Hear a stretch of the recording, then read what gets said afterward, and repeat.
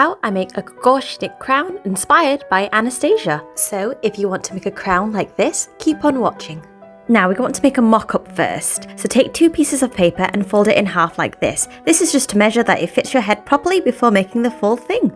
Now this might be tricky, but you want to make a slant from the folded paper and go all the way down. Once you have your desired shape and cut it out, it should end up looking like this. You've got your front piece and your back piece. The next thing that you want to do is attach it together. So taking tape or a stapler, and you're going to staple each ends together to create a crown. This is why mock-ups are so important. As you can see, it's very bulky at the front and it pushes my fringe down, which I don't like. So I went back to square one and I redid the design, adding an arch at the front. And this is the result. This is the second mock-up pattern. As you can see, it has given a bit of a lift. It doesn't flatten my fringe and it doesn't make it look so heavy, which is what I like. When it comes to a kokoshnik tiara, you can design it however you like. Get creative with it. Like this, for example, it's a little bit dramatic, but still lovely, and I might use this in the future.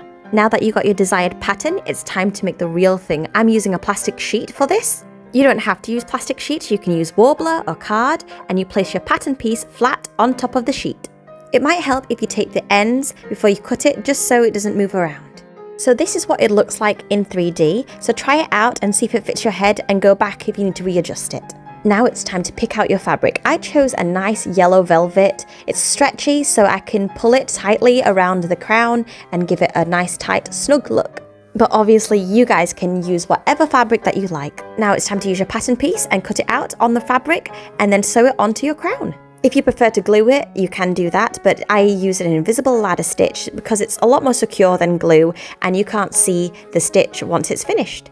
And this is what your base of your crown should look like. It looks so clean and so neat. As you can see, the ladder stitch was a good idea because you cannot see the stitching from the inside of the crown. I wanted to try it on for size and I was very, very pleased with the outcome. And now it's time for the fun part, the decoration. The thing is about these tiaras is that you can decorate it however you like. There's a flat surface, so you can add gems to it, you can leave it plain if you prefer, or you could add some lacing like I did. Because it's an Anastasia dress, I wanted the crown to match the bodice, which was the sleeves, and I had some leftover lacing, and I just attached it onto the crown. Now, I could add more gems if I wanted to, but I prefer the simple look, and I'm very pleased with how it looks like.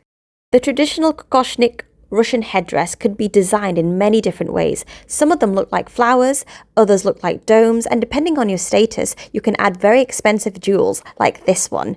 But no matter how big or small or how simple or elaborate, the kokoshnik tiara will always be an iconic headdress.